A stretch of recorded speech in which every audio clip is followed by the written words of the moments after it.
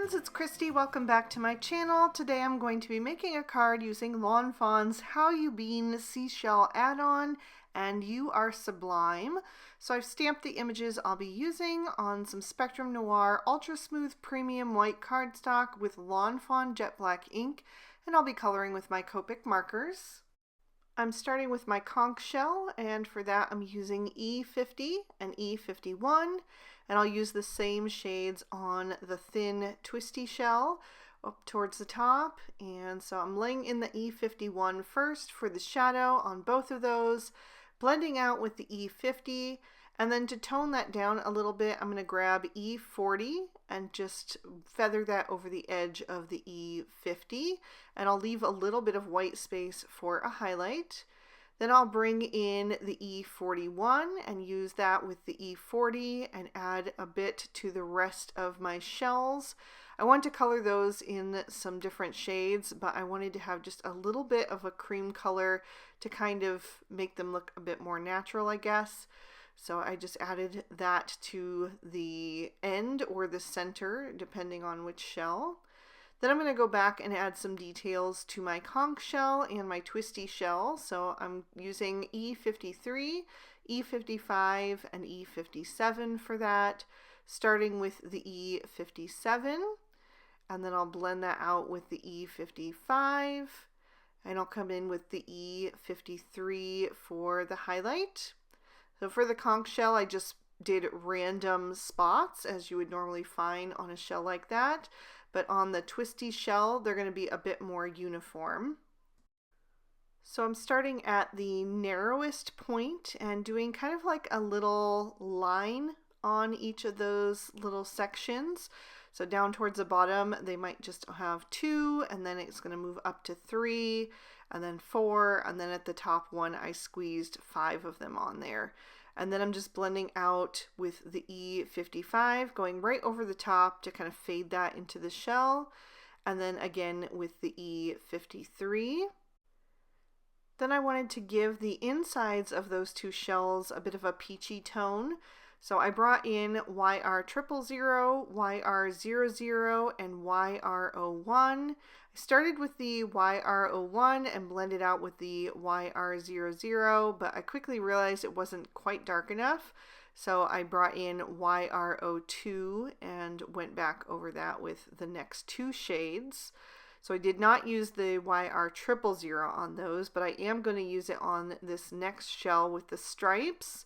For this one, I'm starting with the YR01, blending out with the YR00, and then using the YR000 for the highlight and kind of fading that into the tan color at the bottom, or the beige. And then I'm going to bring in YR04 for the stripes so that they'll be a little bit brighter and have a bit more contrast. So I'm using that on the edges and then blending in with the YR02, and I'll use the YR01 for the highlight. Then I'm moving over to the clamshell, and I'm going to use some pale blue tones. I have B000, B000, and B21.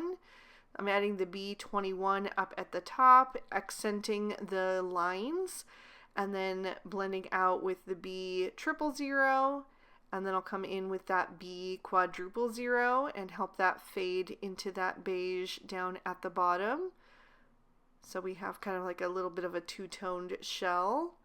And then I'm also going to use these shades for the Nautilus, but I want that to be quite a bit darker, so I also brought in B23 and B24, starting with the B24 and doing some shading on the outer edge. And then I'm going to switch to the B23 and take that around a little bit further and blend out the B24. Then I'll do the same with the B21. Then I'll come in with the B000, and then finally the B000, which I will fade into that beige part in the center. I thought that the blend needed to be a little bit more smoothed out, so I am going to do a second layer on this shell, and then I'm going to come back and add some more details to it. But for the second layer, I'm just going exactly over what I've previously done, just to help smooth that blend out a bit and increase the saturation and depth of the colors. And then once I'm happy with how that base layer is looking, I'm going to come in with my details. So going back to that B24, I'm going to start sketching in some little lines coming around the edge of the shell. So I'm just following the natural shape of that. And I don't want the lines to be too perfect, so I'm kind of pouncing the marker on the paper so that it's not like a perfect line. I want it to look a little bit more variated and just more organic. Then I'm going to go over that with the B23 all the way around the shell into the very center of that. I'm making sure that my lines get a lot smaller in the center of the shell though. And then I'll go in with the B21 to just soften that a bit further so that it is kind of just faded and looks a bit more natural.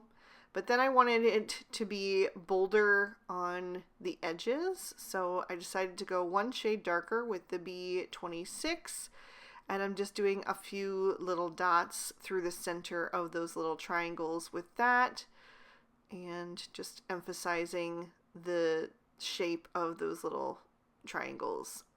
And I think that turned out pretty interesting. I've never done that on a shell like that, but I really enjoyed it. So I'm moving on to my seaweed, and I'm using G14 and G17 for these. Just the two shades because the leaves are super small anyway. So I'm using the G14 to just fill them in completely. Just real quick and easy. I stamped out 7 of these from You Are Sublime, and just to kind of scatter between my shells and create a little bit more interest on this card. And that also brings in another tone to the color palette. So once I have that all filled in with the G14, I'm going to switch to the G17 and just add a little bit of that down at the base of each of the leaves so that they're nice and dark there, and it kind of fades towards the end of the leaf. So just real quick and easy, dabbing back and forth, trying to get into a rhythm so that I can get these all colored pretty quickly. And if you wanted to, you could certainly throw in a third shade in there, but I didn't feel like it was necessary for this card. I really wanted the shells to be the star of the show, so the emphasis on the coloring is on them. And then I just trimmed these images out with their matching dies. For my background, I've taken a piece of Bristol smooth surface cardstock and trimmed that out with the largest of the Lawn Fawn large stitch rectangle stackables dies. And I am going to color this to look like sand with some Distress Oxide inks. The first shade that I'm using is Antique Linen, and I am placing that in the top right corner. I want my sand to kind of fade from being light at the top right to being dark at the bottom left, and then the water will be lapping in from that bottom left. So having that darker color is going to make sense because when the water comes up on the shore, it always wets the sand and makes it look darker. So that's the look that I'm going for. So I laid down quite a bit of that Antique Linen first, and then I'm going to come in with my next shade, which is the Gathered Twigs. And I'm kind of marking for myself where I want that darker shade to end up, the darkest part of it. And then down at the bottom corner, I'm not worried about that because that's where the water will overlap. So I'm going to add a bit of that Gathered Twigs on there, and then I'll go back to the Antique Linen. Distress Oxide inks are all about layering. It's not going to look good on the first pass. It never does.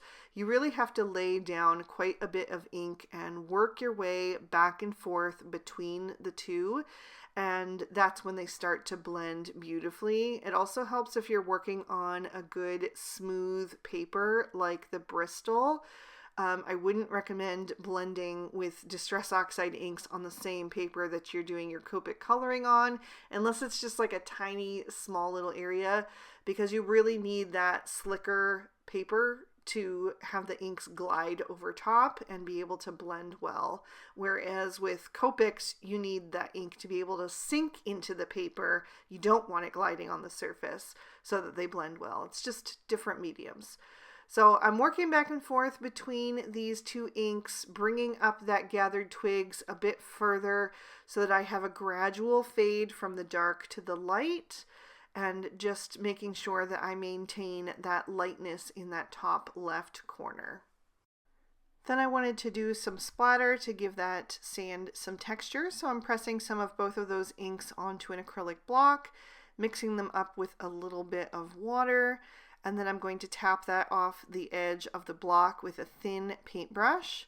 So I'll do the lighter color first, and then I'm going to switch to the darker shade, and I'm going to be a little bit strategic about where I splatter the darker shade because I am going to stamp a sentiment on this background. So I want to make sure that where I plan to stamp my sentiment isn't going to have so much splatter on it that it makes the sentiment hard to read. Sometimes if I get a little bit carried away with the splatter, it can make the sentiment illegible, and I don't want that. And then I'm going to also bring in some gold watercolor, some metallic gold with the Gansai Tambi Starry Colors. And again, I'm going to do the same thing. I'm kind of being strategic and making sure not to put too much of that where the stamped sentiment will go so that it won't be an issue. So once I'm happy with that, I will set this panel aside to dry, and that gold will really start to stand out once it does. I'm going to switch to my water piece, which is another piece of Bristol that I've trimmed down with the stitched wave borders. And for this one, I'm going to start with some Tumbled Glass Distress Oxide ink. This is a super pale color, but I used it intentionally because I wanted the top edge of the waves to kind of resemble the foam as it washes up on the shore. So I really wanted to have that top edge be fairly pale. I'm going to darken that up quite a bit though with some Salty Ocean next. I switched to some bluer tones than the more turquoises that I usually go with for water because I had those bluer tones in the shells, so I wanted that to match. So once I have my Salty Ocean blended in, I'm going to go back to the Tumbled Glass and just work back and forth between those two shades until I'm happy with the blend. I'm not going to do any splatter on this one, so I need it to be a bit more smooth. And then my darkest shade is going to be Uncharted Mariner, which is a great blend with that Salty Ocean. So I'm just going to add that down at the bottom edge, darken that up quite a bit. I'm going up a little bit further than I would normally because I am going to have to trim this piece down a tiny bit, and so I didn't want to lose all of the Uncharted Mariner when I do trim it. So I'm just blending that out one more time, making sure everything is looking how I want it, and then I will set this aside to dry. Then I'll move on to part of my sentiment. So part will be die cut, and then the other part will be stamped. So I'm taking Finley's ABCs, and I'm going to die cut the letters that I need out of some Lawn Fawn chocolate bar cardstock. So I'm spelling out the word shallow, and then I also took the lowercase I so that I can trim that down to use as a hyphen. So I'm taping those letters into place with a bit of Post-it tape, and then I'll run that through my die cutting machine, pull those letters back off and pop them back on my magnetic sheet so that I don't lose any of them. The I, the little piece got stuck inside, so I'm going to have to pop that out with a pokey tool. But I do need another L, so I'm going to reposition that on my cardstock and run that back through my die cutting machine. First I'll remove the other letters with my fingernail before I run that back. And once I have all the letters that I need, I will move on to the stamped portion of the card. And I'm doing this in my Mini Misty because it took me a while to get this part of the sentiment lined up, and I wanted to leave it in there until I was ready to use it, but I had other videos to film, so I just used my Mini Misty for this. The letters are from Milo's ABCs, and I'm stamping in VersaFine Onyx Black ink. and I spelled out "from the other side." So the whole sentiment will say "shallow from the other side." This is another card for my son that just moved over to the West Coast. We are from the East Coast, and we live about 20 minutes from the beach here on the East Coast, and he lives about maybe 40 minutes from the beach out in LA now. So I thought it would be fun to do an East Coast versus West Coast card for him. So on the inside, I stamped "You're Very Special to Me" using fish tank ink, and the card base is made out of Moonstone cardstock from Lawn Fawn. So I'm going to take the sand portion of my background and glue that to cover the entire card front. And I'm just making sure that those corners are lined up straight before I move on to my sentiment. So I'm going to take those letters and lay them out how I want them before I adhere anything down, because I need to figure out the placement and make sure that it is even. I don't want it to be like too far to the left or the right. I really want it to be centered right above the stamped part of the sentiment. So I needed to lay that out first. Then I'll grab my EK Success reverse tweezers to pick those letters up so that I can apply the glue. And my glue had a little bit too much at the top, so I had to just wipe that off on a baby wipe. But then I can add that glue to the back of each of those letters and just press them down into place. And then I'll take the I that I die cut and just trim that down into a little hyphen. And I'll add the liquid glue and sandwich that between the L and the O.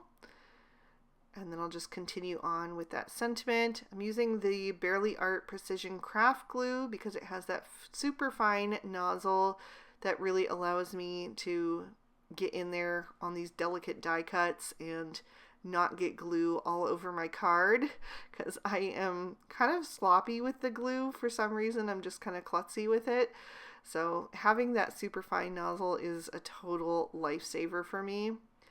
But anyway, I am going to continue working from the left to the right, just adding those letters, making sure that I have the same distance from the bottom of the die cut letters to the top of the stamped letters.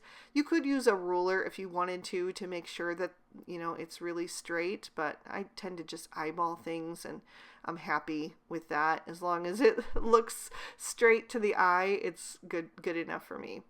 So I've added all those letters, pressing them down to make sure that they are adhered well, and then I will grab that water piece, the ocean, and glue that down at the bottom left of the card.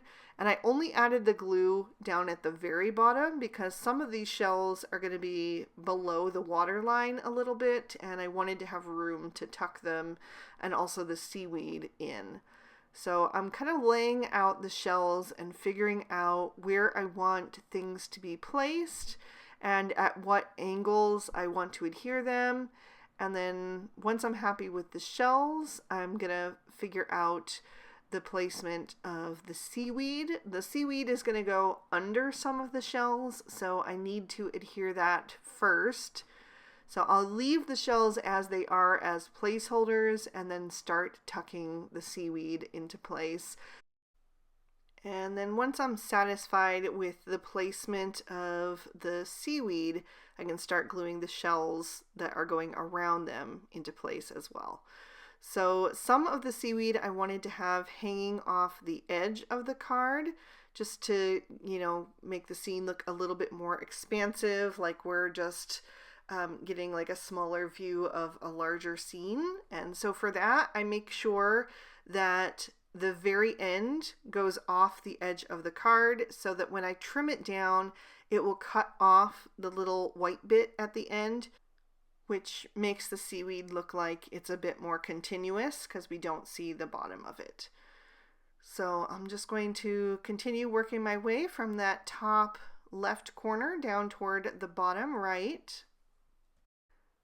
So I don't think I mentioned this in my previous video where I made a card for my son. It was my Surfs Up card using Hello Bluebird, where I talked about our cross-country trip, my husband and I, to move our son out to LA for school. And yeah, it was such a great experience. But what I don't think I mentioned in that video was that we also got to go to the Santa Monica Pier with him.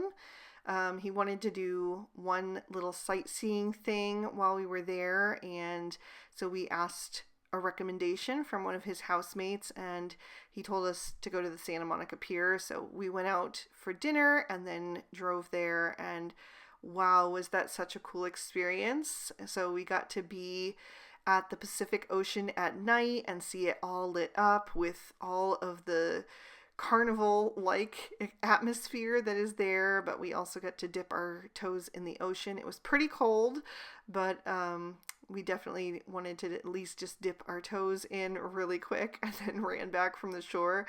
But yeah, that kind of is what inspired this card, since we're on the East Coast now and he's on the West Coast. So it's shallow from the other side, from one side of the country to the other. Of course, I have to add a little bit of Stardust Stickles to finish this card off. I'm adding a bit of that to each of the shells. Not going too crazy with it since it is a card for my son, but I know he won't care. And then I'm also adding it to the edge of the waterline to give that a bit of sparkle. I'm taking my finger and kind of tapping that over the Stardust Stickles to disperse the glitter just a little bit more. And that is going to finish this one off. So I'm going to lift that up so you can see the sparkle and shine and give you another peek at the inside. I really hope you guys enjoyed this one. If you did, please be sure to hit that like button and leave me a comment down below. I'd love to hear from you. Subscribe to my channel if you haven't already, and ring that notification bell if you'd like to be alerted when I post new videos. The products I use will all be listed and linked for you in the description bar below in case you'd like to pick up anything for yourself. And if you'd like to keep watching, here are 2 extra videos I thought you might also enjoy. You can click on either one to check them out. Thank you so much for spending your time with me today. I hope you had a good one, and I will see you soon in another video. Bye-bye!